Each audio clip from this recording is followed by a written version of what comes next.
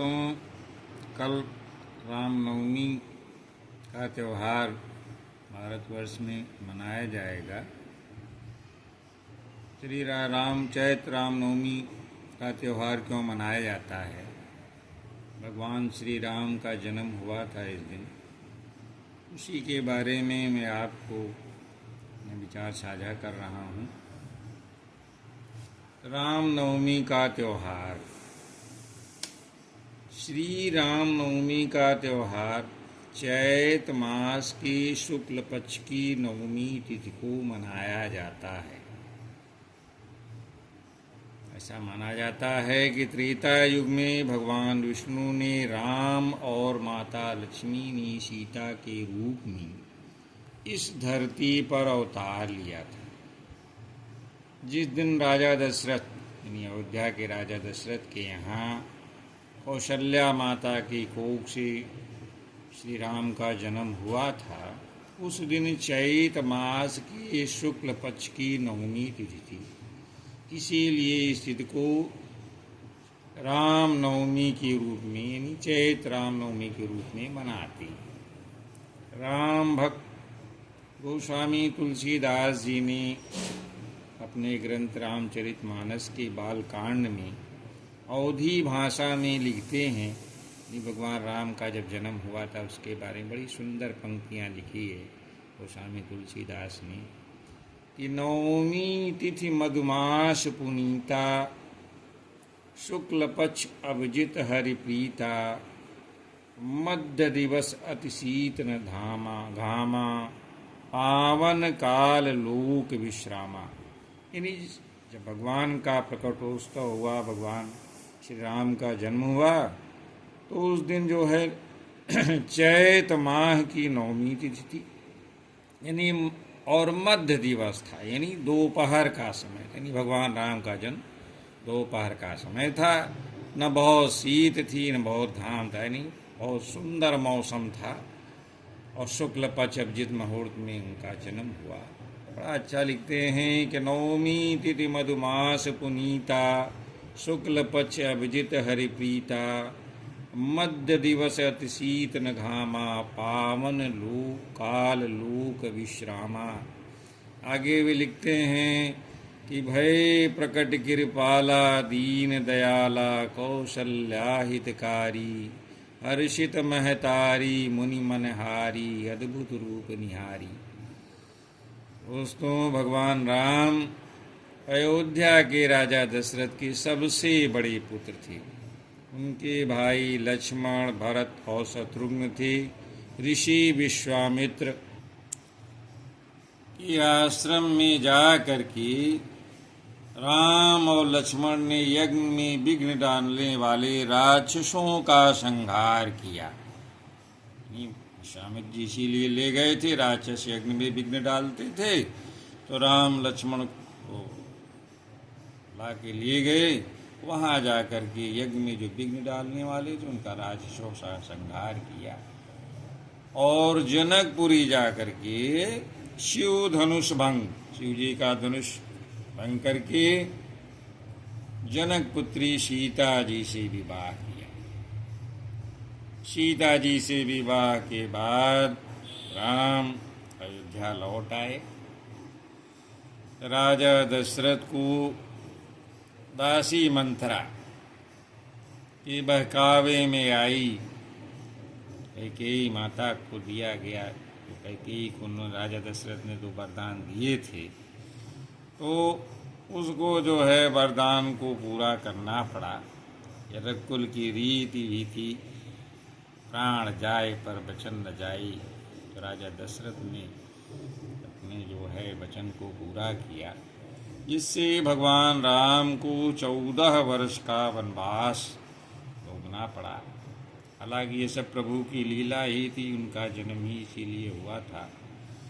उनके साथ माता सीता जी और भाई लक्ष्मण भी स्वेच्छा से बन गए।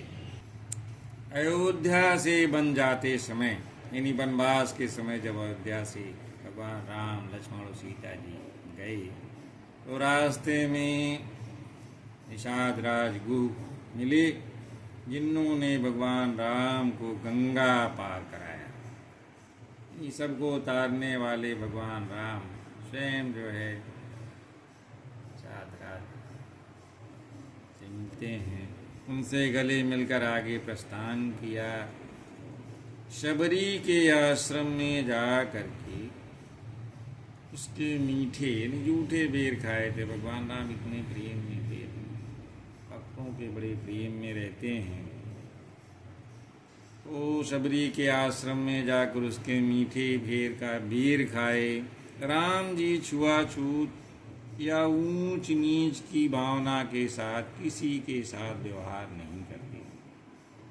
दोस्तों, जब रावण ने छल पूर्वक सीता जी का अपहरण कर लिया तो भगवान रामचंद्र ने सीता की खोज शुरू की। और सीता जी की खोज का कार्य बड़ा कठिन कार्य था। पता नहीं था कि सीता माता को रावण किस दिशा में कहाँ ले गया।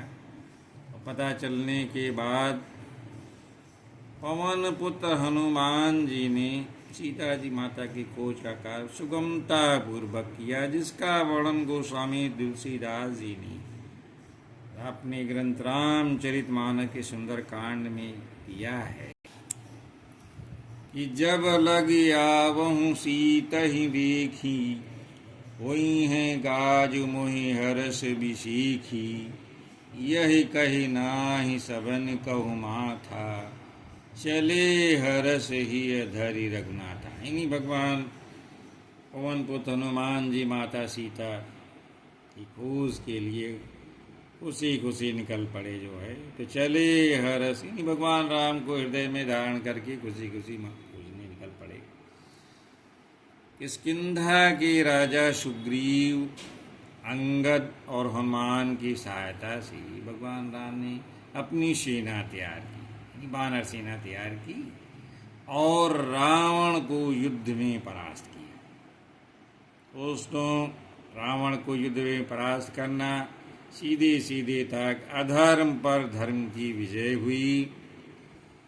भगवान राम का अवतार ही, यानी जब भी ईश्वर का अवतार होता है तो धर्म की स्थापना के लिए ही समय समय पर होता रहता है।